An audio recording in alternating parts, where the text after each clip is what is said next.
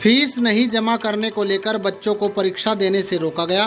पिछले कई दिनों से यह मामला चर्चा का विषय बना है। इस संबंध में जब शामली जनपद के थाना भवन में स्थित दिव्या पब्लिक स्कूल की प्रधानाचार्य से मिलकर जानकारी की गई तो प्रधानाचार्य पुनीता मिश्रा के द्वारा बताया गया कि उनके स्कूल में पढ़ने वाले सभी बच्चे उनके अपने बच्चों की तरह हैं और स्कूल मैनेजमेंट कमेटी भी हमेशा अभिभावकों के साथ तालमेल मिलाकर काम करती है। कुछ समाचार पत्रों एवं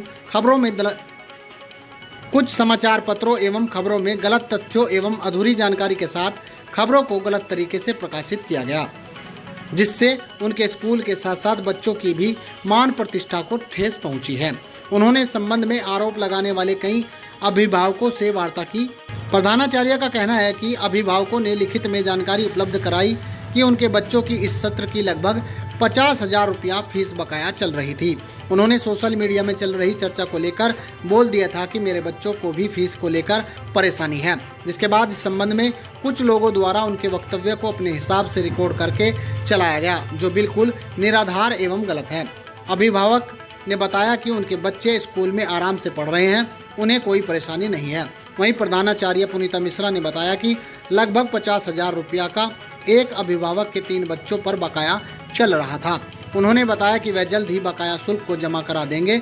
अभिभावक के द्वारा किए गए निवेदन को भी स्वीकार स्कूल मैनेजमेंट ने कर लिया है। वहीं इस संबंध में मामला चर्चा का विषय बना था कि स्कूल द्वारा बच्चों को फीस जमा न होने के चलते परीक्षा से वंचित रखा गया है, जबकि खुद अभिभावक ने बताया कि ना तो उनके बच्चों को क्लास से बाहर निकाला गया और ना ही उन्हें परीक्षा देने से रोका गया। प्रधानाचार्य ने बताया कि स्कूल में बच्चों के टेस्ट चल रहे थे, सभी बच्चों की परीक्षा इससे पहले पूरी हो चुकी थी। उन्होंने बताया कि स्कूल के संबंध में जो भी खबरें सामने आई है वह बिल्कुल निराधार एवं तथ्यहीन है।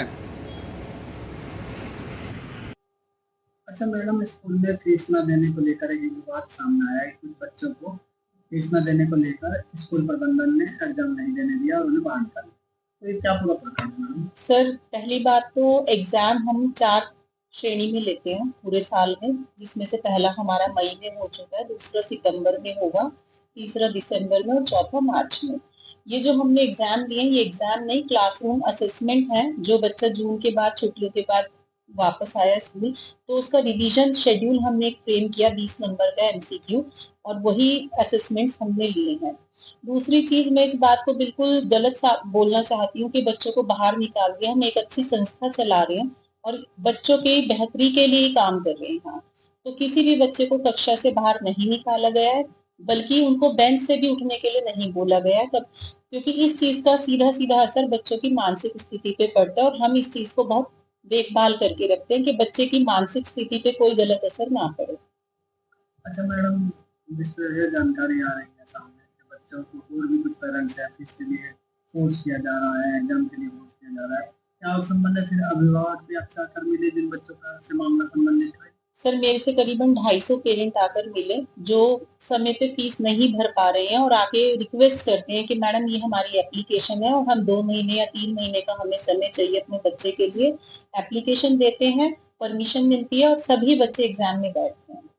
अच्छा, स्थानीय यहाँ थाना भवन के भी उनके 3 बच्चे पाते हैं, उनका भी जो है न्यूज छपी थी, उन्होंने भी आरोप लगाया था कि उनके बच्चों को बाहर निकाला है। क्या उनसे भी मुलाकात हुई है? सर, उनसे मुलाकात हुई, 2 दिन पहले भी हुई, और उन्होंने एक एप्लीकेशन माफीनामा भी दिया कि उन्होंने गलत बात बोल दी और कार में गलत अपनी स्टेटमेंट दे दी, और वो स्कूल से बहुत खुश हैं। और उसी समय एक एप्लीकेशन देकर गए कि वो अपने तीनों बच्चों का बकाया 25 जुलाई को भरपाई करेंगे स्कूल में, और उन बच्चों की परीक्षा क्लास असेसमेंट हुए हैं उन बच्चों के।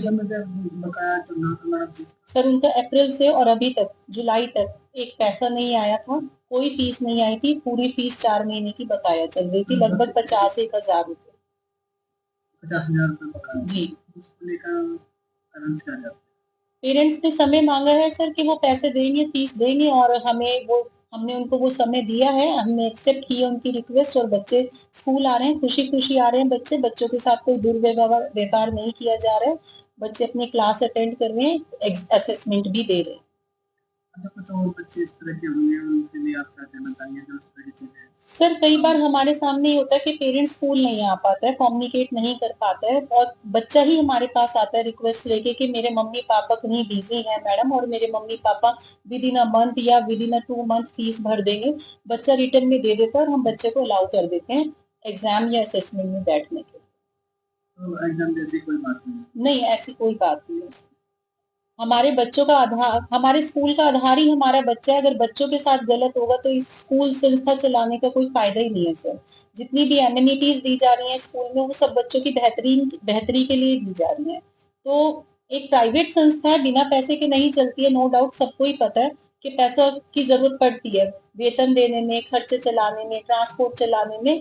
तो मेरी रिक्वेस्ट हमेशा पेरेंट्स से रहती है कि वो महीने के महीने अगर फीस दे पाए तो बहुत अच्छी बात है और अगर नहीं दे पा रहे, कोई उनकी मजबूरी है, कोई रीजन है उसके पीछे, वो आकर हमसे मिले, हम उसकी सुनवाई भी करते हैं सर।